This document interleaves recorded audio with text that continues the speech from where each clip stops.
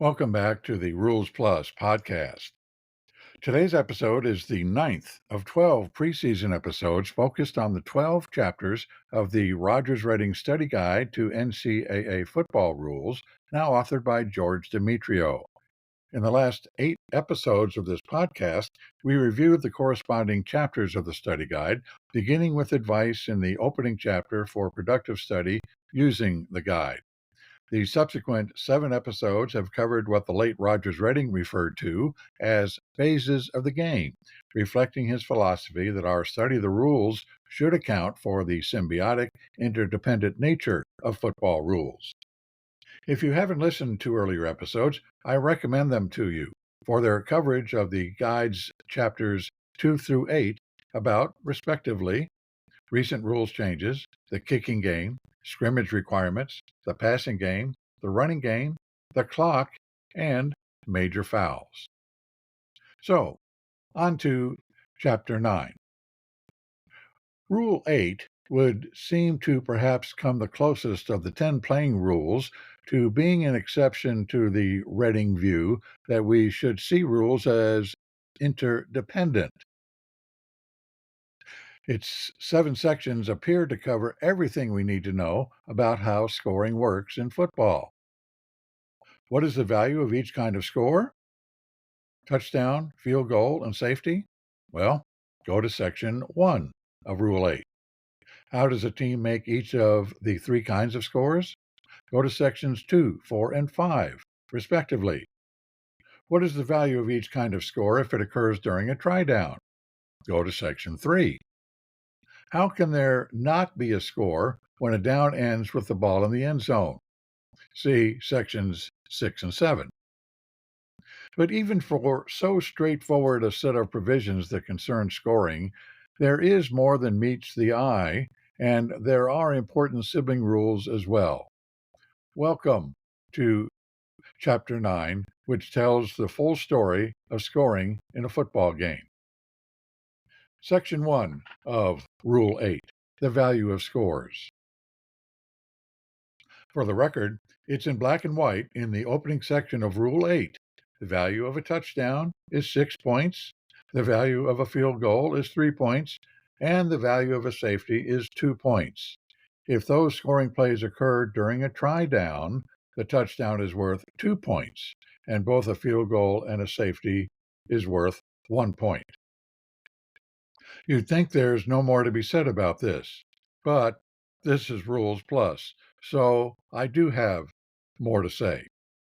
What I find interesting about this information is where it is located. In the 2024 edition of the Rules book, this crucial information about scoring is not provided until page FR 89. Who and when was it decided that in describing the game of football, it wasn't important to address the value of scores until the 89th page? The object of the game is addressed in the general provisions in Rule 1, Section 1.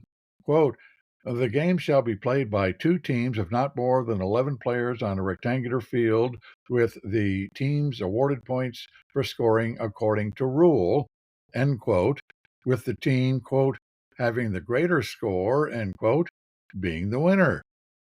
Well, who knew?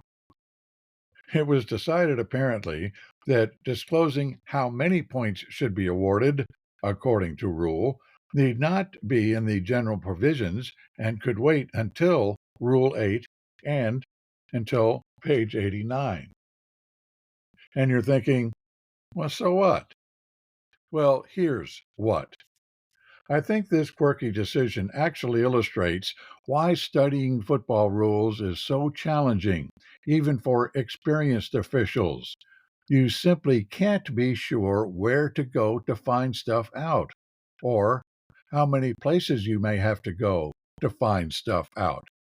That's why I'm so stuck on promoting the sibling rules metaphor. By the way, here's one more tangential curiosity I can waste your time with.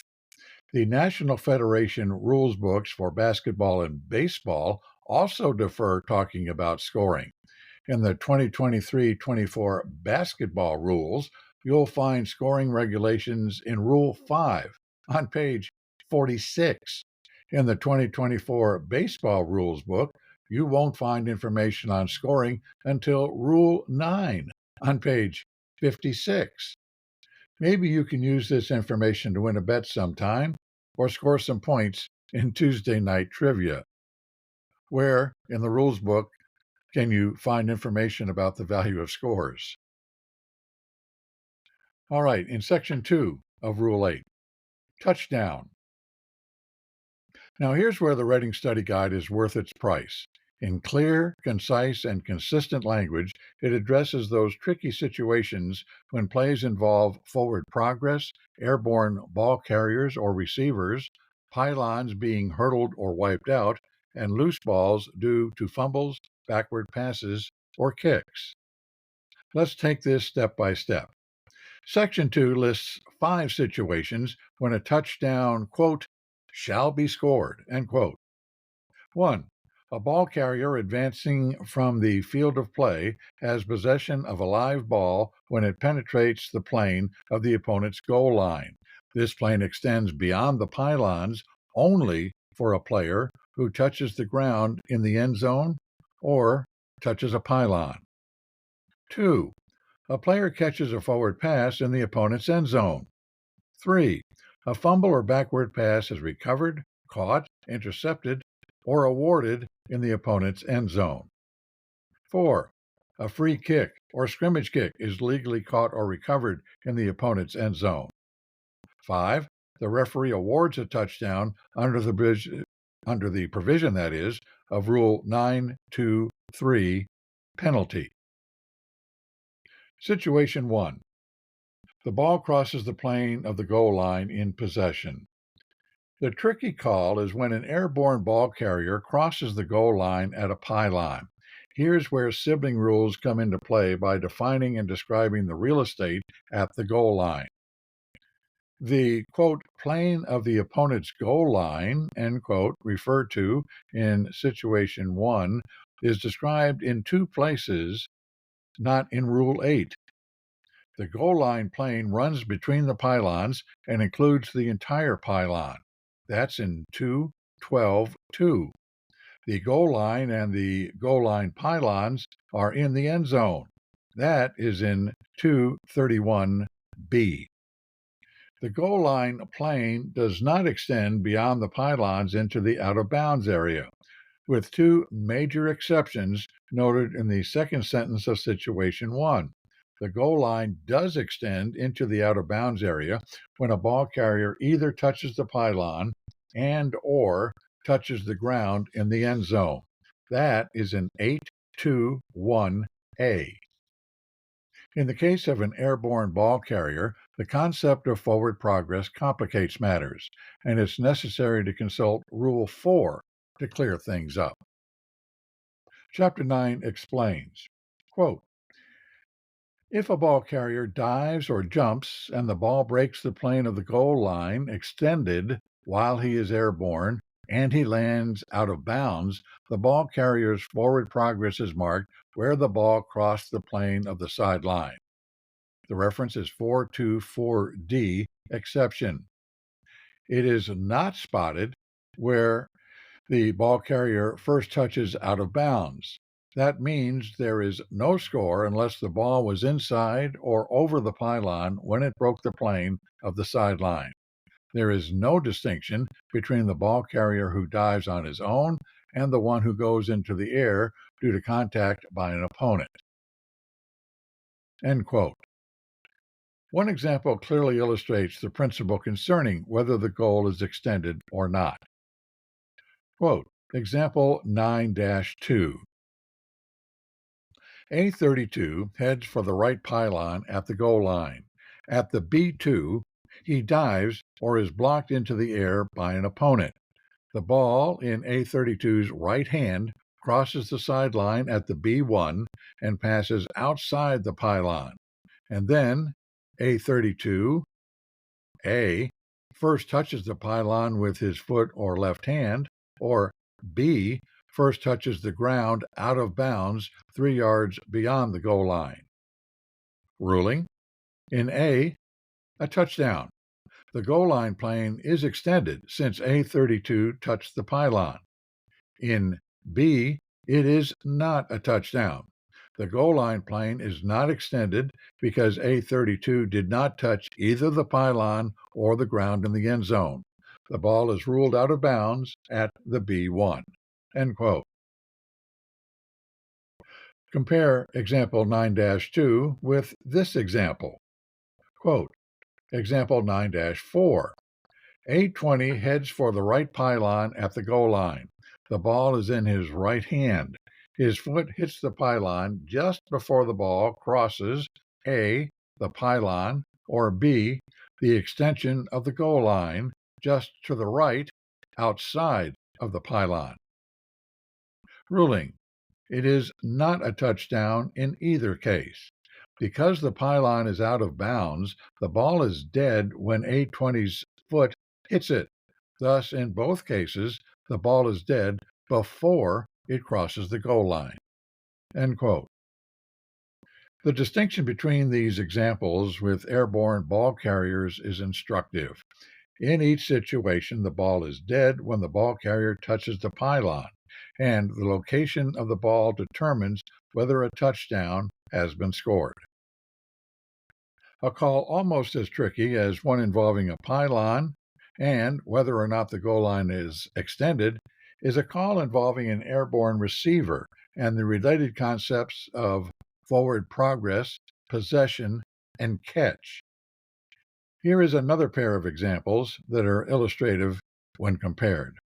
Quote, example 9-5. A89 is airborne and just inside his opponent's end zone when he receives a legal forward pass.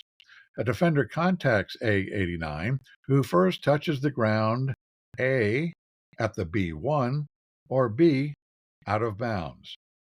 Ruling: in A, a touchdown. The ball penetrated the plane of the goal line and the catch was completed, even though the receiver first came down outside the end zone. The forward progress spot is in the end zone. In B, an incomplete pass.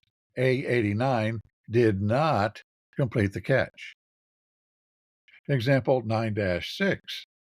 A88 runs a deep route into Team B's end zone and circles back toward A12, who throws the ball to A88, who leaps and gains firm control of A12's legal forward pass 1 yard inside Team B's end zone.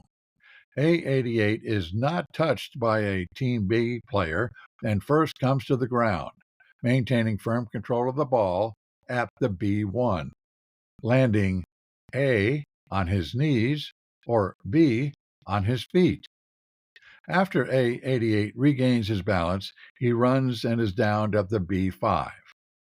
Ruling: no touchdown. It is Team A's ball at the B1 in A and the B5 in B. End quote. The sibling rules that support these two rulings are the definition of possession in 241, the definition of catch in 243, and the definition of forward progress in 292. In the first example, the contact by Team B ended the ball carrier's advancement. So when the receiver completed the catch by maintaining possession when he hit the ground, the ball became dead retroactively, with its position being in the end zone. In the second example, the receiver's own momentum carried him to the B1, where he completed the catch. And that is the moment when the ball became dead in his possession. There's one more sticky situation to note. When a ball carrier fumbles near the goal line, the provisions governing a ball loose from a fumble apply, which are found in Sibling Rule 722A, with exceptions for fumbles by Team A on a fourth down play or on a try down. Quote, example 9-11. Team A snaps the ball on A, third, or B, fourth down, with goal to go at the B6. Running back A49 fumbles at the B4, and the ball rolls into the end zone where it is recovered by A81. Ruling: in A, it is a touchdown. In B, the fourth down fumble rule applies, and the ball is returned to the spot of the fumble, Team B's ball, 1st and 10 at the B4. End quote. Clearly, the ball belongs to Team B at the end of the fourth down play, but why would the down not result in a touchback? The answer to that question is in Sibling Rule 861, which we'll talk about shortly. But here's a preview that answers the question about this example. In 861A, we're instructed that a touchback occurs when, quote, the ball becomes dead in the possession of a player on, above, or behind his own goal line, and the attacking team is responsible for the ball being there, end quote. In this case, the ball became dead in the possession of the attacking team, so the ball did not become dead in the possession of a player behind his own goal line. The fourth down fumble rule, 722A, exception 2, provides that the ball became dead when recovered by A81, and retroactively, the spot where it became dead was at the B4, where possession was lost. Chapter 9 explains the outcome of the fourth down portion of example 9-11 by simply proclaiming that, quote, the fourth down fumble rule supersedes the touchback rule, end quote. But I prefer my explanation. Nowhere is it written that the one rule supersedes the other. To summarize my explanation, Team B gets the ball at the B4 because the conditions of the touchback rule were not met, and the down ended at the B4 with the ball converting to possession by Team B by rule.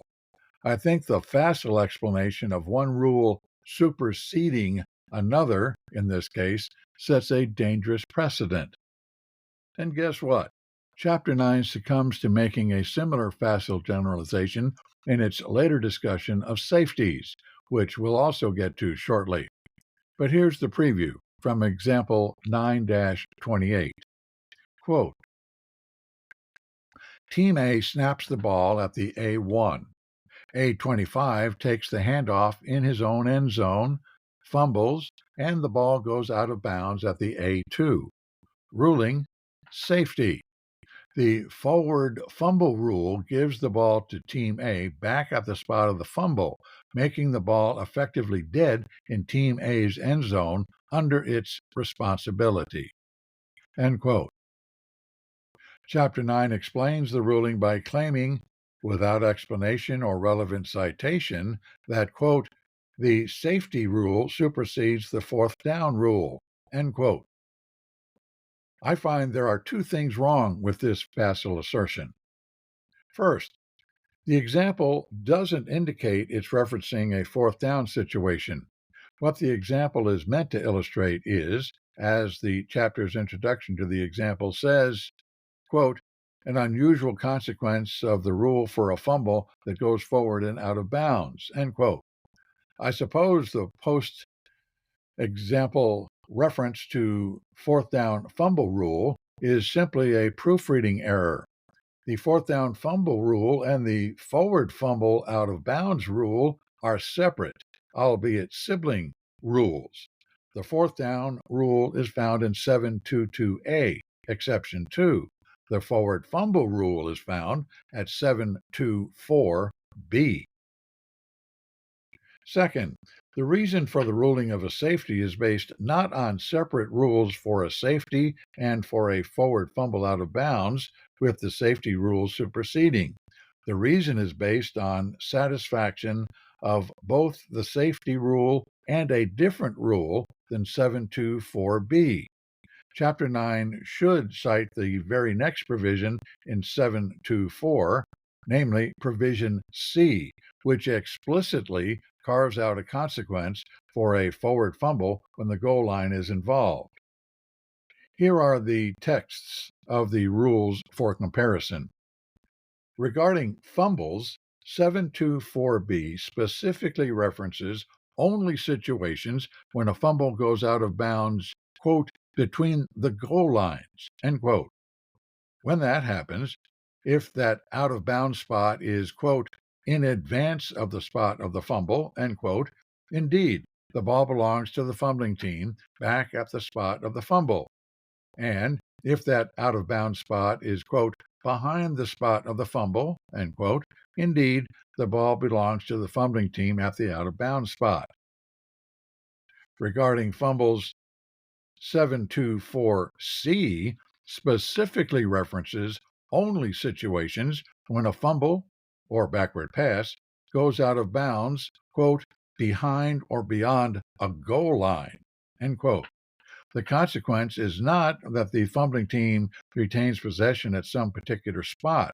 The consequence is stated directly as, quote, it is a safety or touchback, depending on impetus and responsibility, end quote. Unlike under the forward fumble provision in Part B, under the provision in Part C, the fumbling team is simply not going to retain possession under any circumstances, regardless of what down it was when the ball was snapped. There will be either a touchback or a safety based not on momentary possession by the fumbling team of the ball in the end zone, but based simply by unambiguous edict in Part C. There's no middleman rule functioning here to justify a safety or to somehow supersede some conflicting provision. In example 9-28, Team A is clearly responsible for the ball being in the end zone, and the fumble has clearly gone out of bounds beyond a goal line. So that means the consequence is a safety, not a touchback. Case closed. Nothing supersedes anything. In fairness to Chapter 9's approach, there are at least 3 situations in which the actual term supersede appears in the rules book. In 332F concerning starting and stopping the clock, if multiple events occur that conflict on whether the clock starts on the ready or on the snap, quote, supersedes, end quote. Here's the text.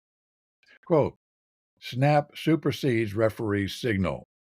Whenever one or more incidents that cause the game clock to be started on the referee's signal, Rule 332E, occur in conjunction with any that cause it to be started on the snap, Rules 332C and 332D, it shall be started on the snap.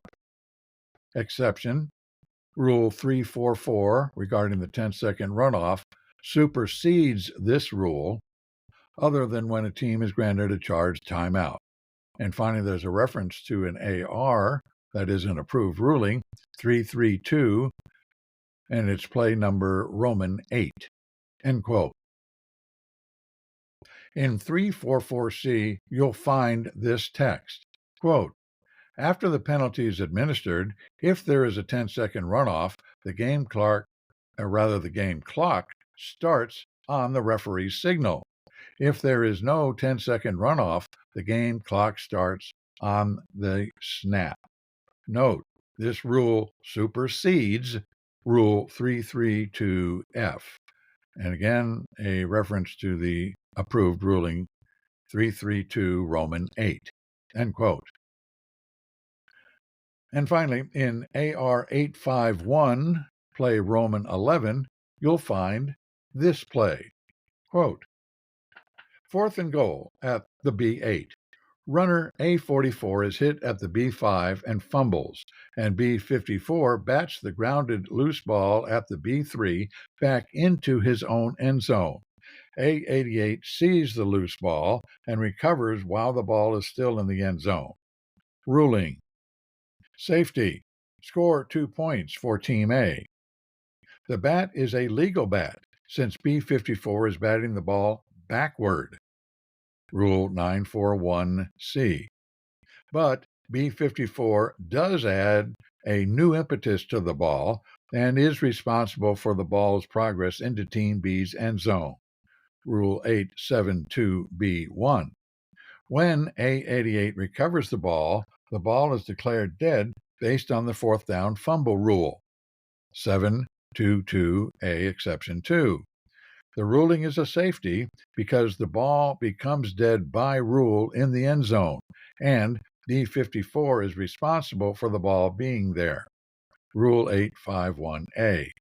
The safety rule and the fourth down fumble rule would seem to be in conflict here, but the spirit and intent of the safety rule is extremely specific to this play and would supersede the fourth down fumble rule, which describes generally how recoveries by Team A on fourth down are handled.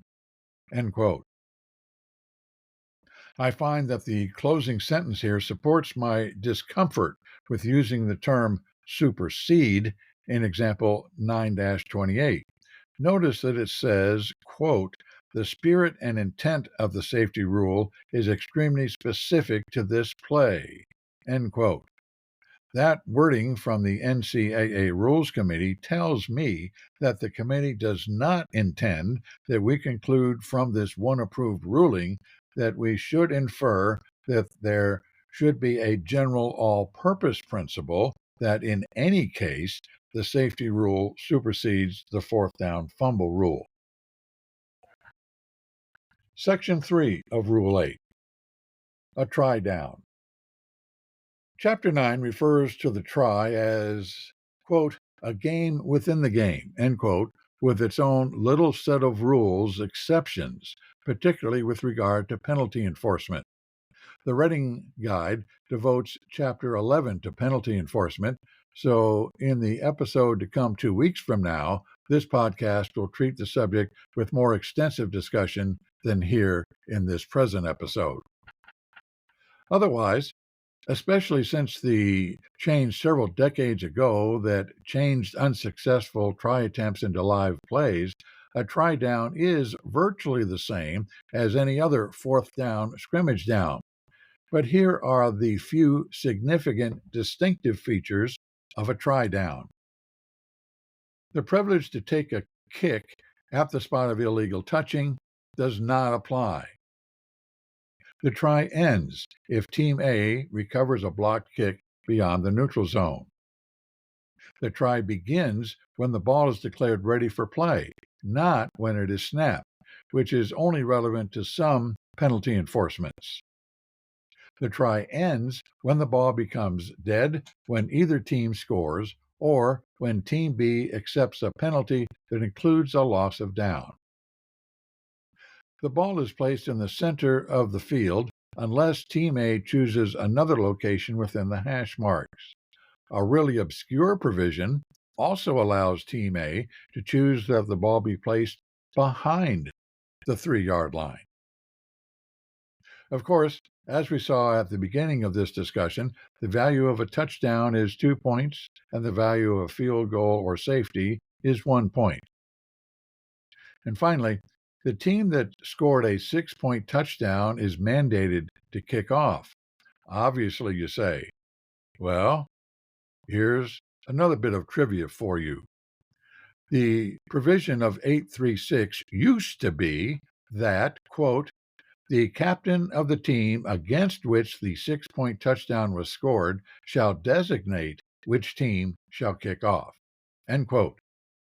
I have quoted that rule verbatim from my archive copy of the 1994 rules book. I couldn't make up something like that. I don't know when that rule was changed.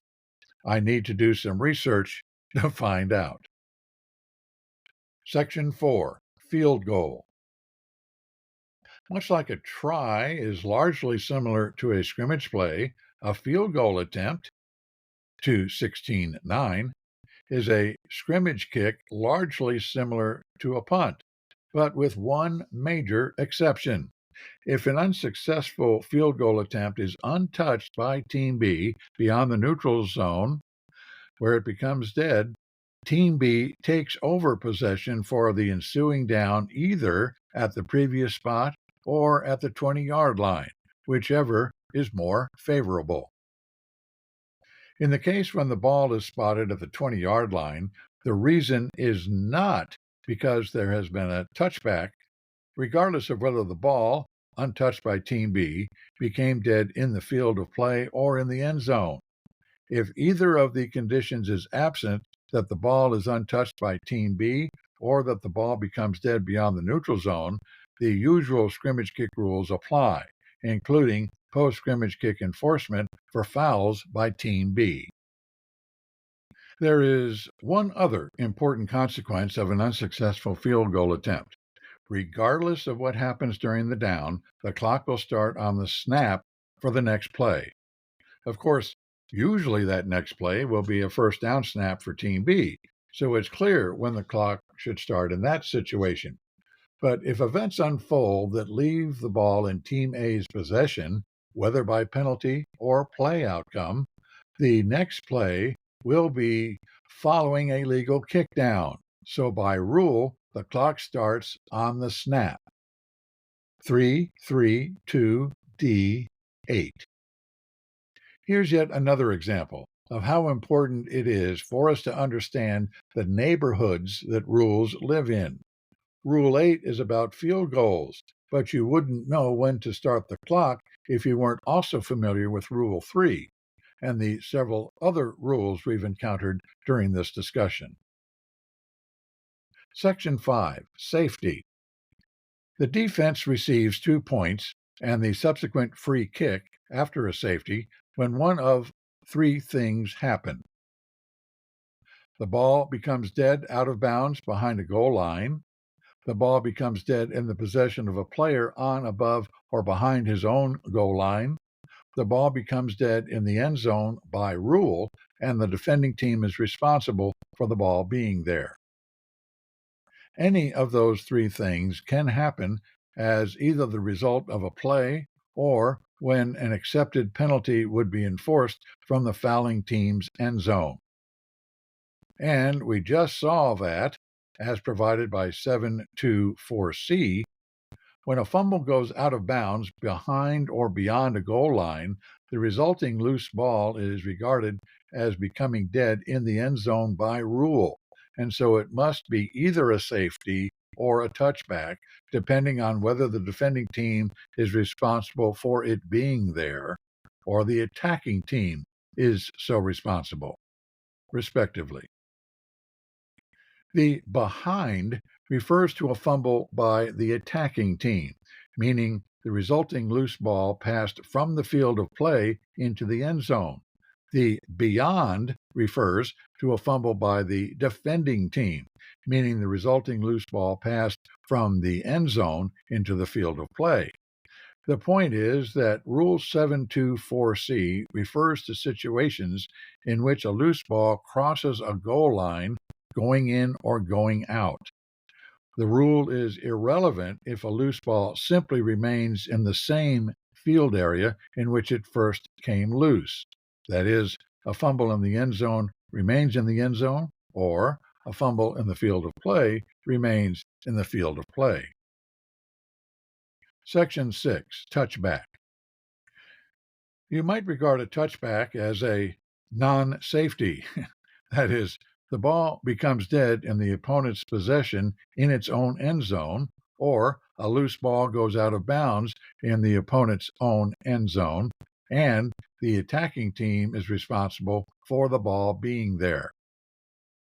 Responsibility is determined by attributing the impetus that takes the ball into the opponent's end zone to the attacking player whose pass, kick, or fumble created the loose ball. While touchbacks most frequently result from kicks, they also result from interceptions or recoveries of passes or fumbles.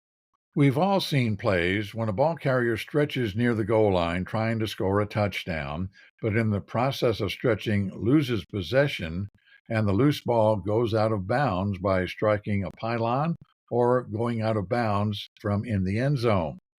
The result, of course, is a touchback. Such incidents in high-profile games have inspired some media discussion that such plays should be treated consistent with the so-called forward fumble rule, allowing Team A to retain possession at the spot of the fumble. Such a change could be made by modifying Rule 724B to apply to fumbles going out of bounds anywhere rather than just those that go out of bounds in the field of play between the two goal lines. Perhaps that change may happen someday. Perhaps not. We should know, of course, that after a touchback, the defending team will next put the ball in play from its own 20-yard line, with the major exception that after a touchback resulting from a free kick, the next series will begin on the 25-yard line. And we should also know that if after an unsuccessful field goal attempt from inside the B20, the ball will next be snapped by Team B from the 20-yard line, the reason for doing so is because of the explicit provision in 842B1, not because there has been a touchback. Section 7. Responsibility and impetus.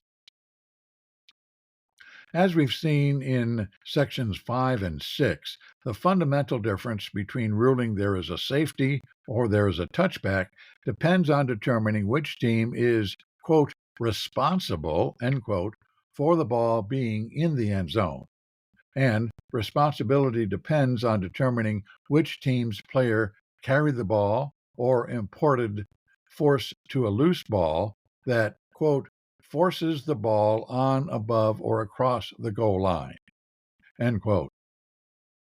The football notion of responsibility for impetus is counterintuitive in the view of many officials.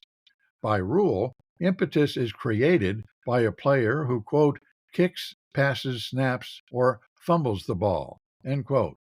Those initial actions, quote, shall be considered responsible for the ball's progress in any direction, end quote. The counterintuitive part comes next. The initial impetus continues, quote, even though the course of the ball is deflected or reversed after striking the ground or after touching an official or a player of either team, end quote. Initial impetus is expended, and responsibility for a ball's progress switches to a different team in two ways.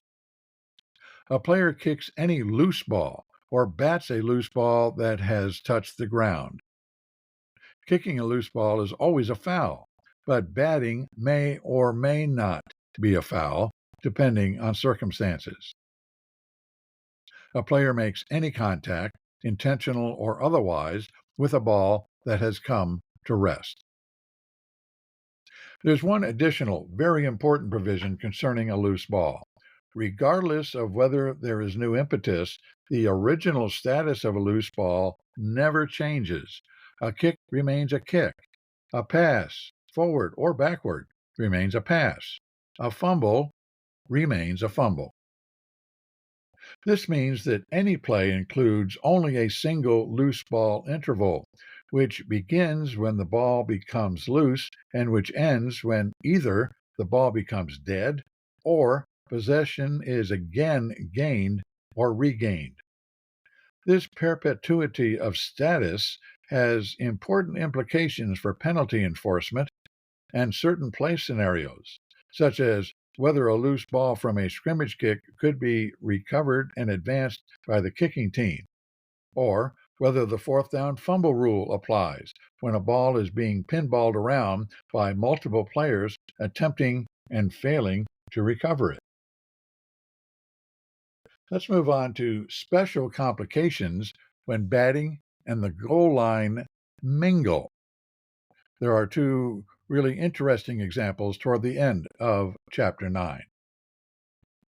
That is, as if it weren't mind-boggling enough to piece together the discussion at the end of Chapter 9 about the implications of safeties, touchbacks, the momentum rule, responsibility, impetus, and penalty enforcement, with proximity to a goal line mixed in, there are two examples to test our capacity to make sense of it all, under the terrifying heading, a special case of batting.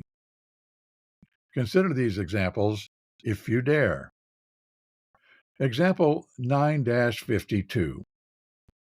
Team A's fourth down punt, untouched beyond the neutral zone, is bounding toward Team B's end zone and breaks the plane of the goal line. To prevent it from touching the ground in the end zone, at the B1, flyer A34 reaches across the plane of the goal line into the end zone and bats the ball back into the field of play. The ball goes out of bounds at the B2. Either team commits a personal foul during the kick 10 yards beyond the neutral zone. End quote. Well, here is the ruling in Chapter 9, largely verbatim, but also with additional paraphrasing and elaboration by me. Ruling. By rule, Team A's batting is not a foul. A reference here to exception in 6.3.11 to Rule 941C. It is simply an illegal touching violation, and the ball remains live, reference to 6.3.2. If the personal foul is against Team A, the penalty may either be enforced at the previous spot with the down replayed, or from the dead ball spot where the ball belongs to Team B, namely the B2. On the other hand, if the personal foul is against Team B, then post-scrimmage kick rules govern the enforcement. The penalty will be enforced either at the end of the kick or the spot of the foul, as dictated by the 3-and-1 principle. However, the touchback is awarded first, and then the penalty is enforced. Thus, the end of the kick is not the B2, but rather the B20. So, okay, that ruling is clear as mud, right? It bothered, confused, and confounded me the moment I read it. So let me offer additional clarification based on my personal spin. I have read and contemplated this example for a long time because of what initially struck me as a contradiction.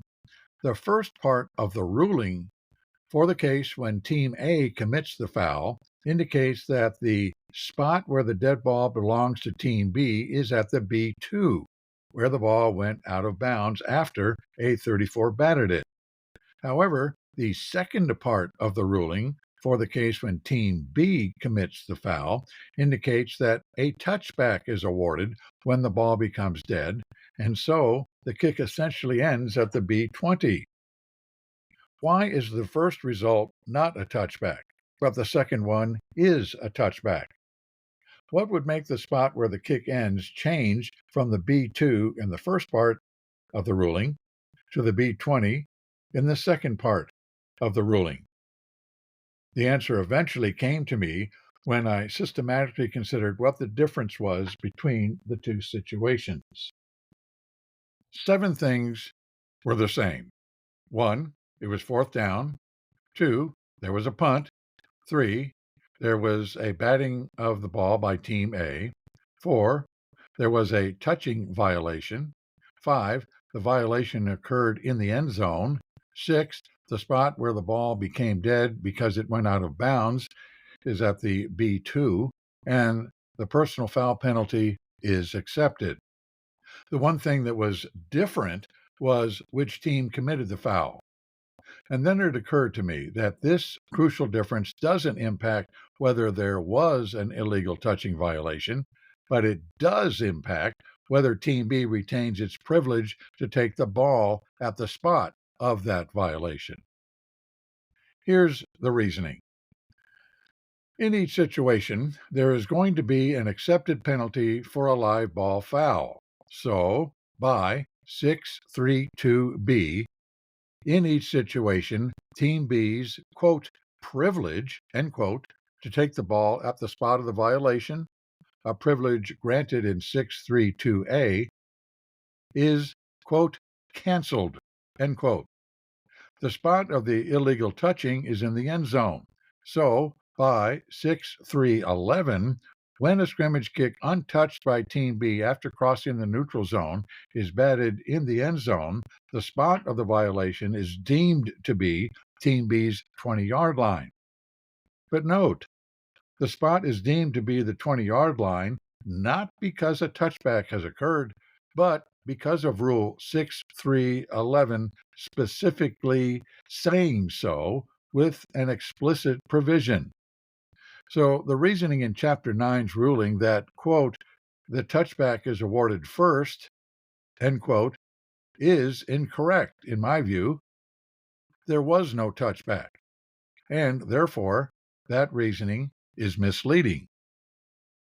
So why does splitting hairs over why the end of the kick is at the B20 matter? Well, here's why. In the first part of the ruling, in which Team A commits the foul, the rule that governs where the penalty is enforced from is 6.3.13, which gives Team B the option to 1. Choose enforcement from the previous spot and have Team A repeat the down, or to 2. Choose enforcement from the spot where the subsequent dead ball belongs to Team B, which is at the B2. In the second part of the ruling, in which Team B commits the foul, the rule that governs where the penalty is enforced from is 10.2.3, which invokes the post-scrimmage kick enforcement process in which the basic spot is the spot where the kick ends, at the B20. But wait, when a penalty against either team is accepted, doesn't that mean the spot of illegal touching is ignored, as apparently provided in 6.3.2b? In the second situation, doesn't that, therefore, mean that the kick ends at the B2, just as it does in the first situation? If illegal touching goes away, doesn't that mean that both 6.3.2a and 6.3.11 go away? The provision for Team B to take the ball at the spot of the violation is in 6.3.2a. The provision that illegal touching in the end zone means the ball belongs to Team B at the 20 is in 6.3.11. Well, such reasoning misses a crucial detail embodied in the phrasing of the provisions in 6.3.2. The crucial detail is the use of the word privilege in each of the sections A, B, and C. The provision in Section A says that illegal touching gives the receiving team, quote, the privilege of taking the ball, end quote, at the spot of the violation. The provision in Section B, meanwhile, says nothing about ignoring or eliminating or voiding the violation for illegal touching. What Section B does say is that the, quote, privilege is canceled if there is an accepted penalty for a live ball foul by either team, end quote. Section C uses the same phrasing, quote, the privilege is canceled if there are offsetting fouls, end quote. The point is that the impact of an accepted penalty is only that Team B's privilege is canceled, not the violation nor the spot where the violation occurred.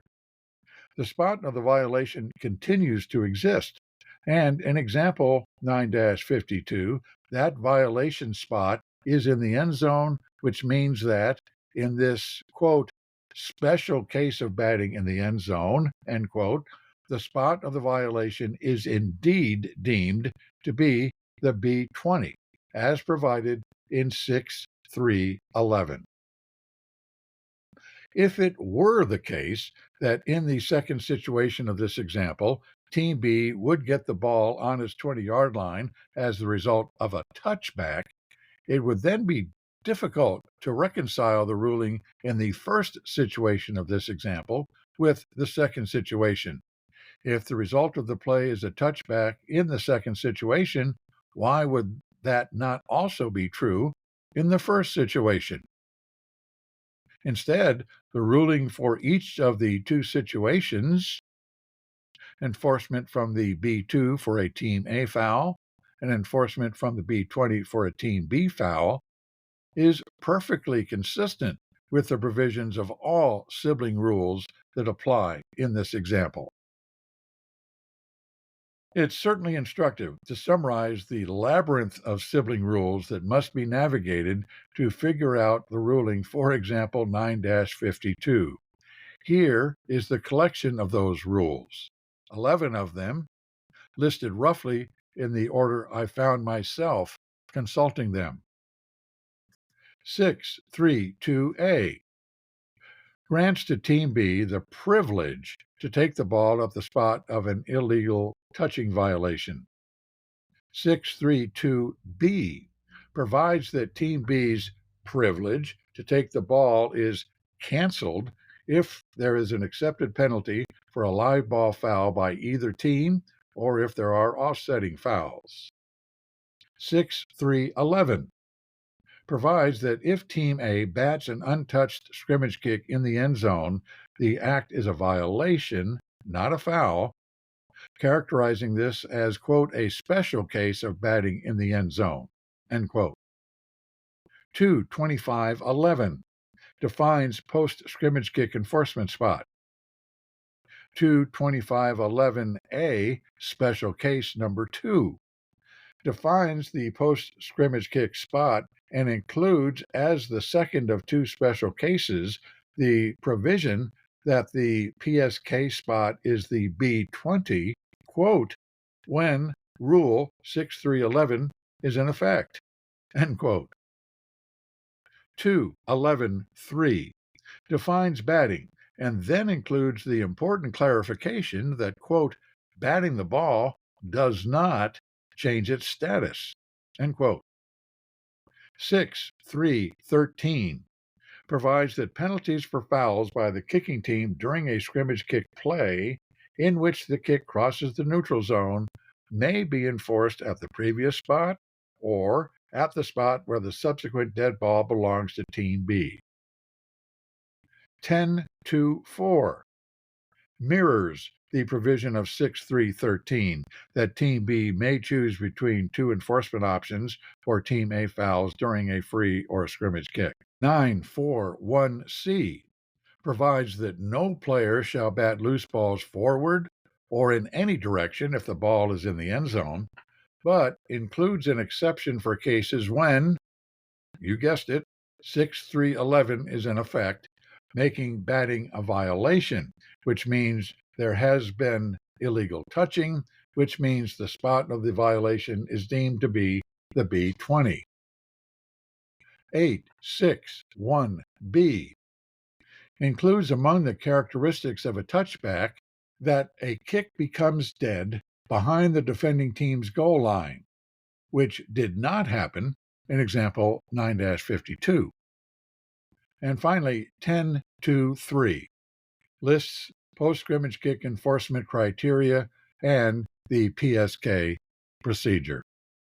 After all this rigorous mental exercise, I'll share the next example, 9-53, without comment. I think the ruling will speak for itself, that a concoction of a loose ball from a kick, batting, and a nearby goal line is really hard for us to digest. Pray this play doesn't happen to you this season. Quote, example 9-53. Team A's fourth down punt is bounding toward Team B's end zone. Before the ball breaks the plane of the goal line, B41 touches the ball at the B2. To prevent the ball from touching the ground in the end zone, A34, who is not aware of B41's touching, reaches across the plane of the goal line into the end zone and bats the ball back into the field of play. The ball, A, goes out of bounds at the B2, or B is recovered by A88. Ruling. A foul by A84 for batting a ball in the end zone after it's been touched by Team B. If accepted, the penalty can be enforced 10 yards from the previous spot, but there is no loss of down because a foul by Team A occurred when a legal scrimmage kick was beyond the neutral zone. Team A will replay fourth down following enforcement of the penalty. In A, the ball belongs to Team B, so Team B could elect to have the penalty enforced from the dead ball spot and put the ball in play from the B12. In B, the ball is in legal possession of Team A, so there is no other penalty option than enforcement from the previous spot. End quote. A closing word.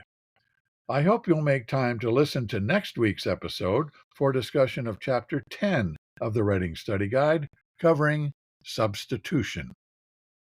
Remember, I'm a member of the Austin Football Officials Association. Our extensive training of prospective officials is underway, including classroom work, Zoom meetings, and on-field experience in 4 locations in the Central Texas area. We're very pleased to see that we have a large rookie class of men and women. If you'd like to learn more about us, contact us. You can email us at recruiting@afoa.ws, visit our website at www.austinfootballofficials.org, call us at 512-298-2987, or follow us on your favorite social media platforms, including Instagram at ATX Football Refs and Facebook at Austin Football Officials Association. Until next time, have a great week.